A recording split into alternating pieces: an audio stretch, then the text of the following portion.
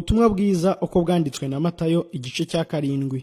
Ntimukagaye abandi mwiretse, ntimugacire abandi urubanza mu mitima yanyu, kugira ngo namwe mutazarucirwa, kuko urubanza muca ari rwo muzacirwa namwe, urugero mugeramo ari rwo muzagererwamo namwe. Ni iki gituma ubona agatotsi kari mu jisho rya mwene so, ariko ntiwite ku mugogo uri mu jisho ryawe? Cyangwa wabasha ute kubwira mwene so uti henga ngo utokore agatotsi mu jisho ryawe, kandi ugifite umugogo mu jisho ryawe? Wandyarya we, banza wikuremo umugogo uri mu ryawe jisho, kuko ari bwo wabona uko utokora agatotsi mu jisho rya mwene so. Ibyejejwe by'Imana ntimukabihimbwa, kandi n'imaragarita zanyu ntimukazita imbere y'ingurube, kugira ngo zitaziribata maze zikabahindukirana zikabarya. Musabe muzahabwa, mushake muzabona, mukomange ku rugi muzakingurirwa. Kuko umuntu wese usaba ahabwa, ushatse abona, n'ukomanga agakingurirwa.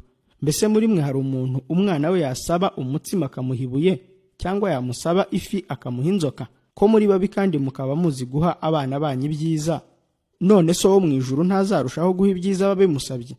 Nuko ibyo mushaka ko abantu babagirira byose, muba ariko mubagirira namwe, kuko ayo ariyo mategeko n'ibyahanuwe.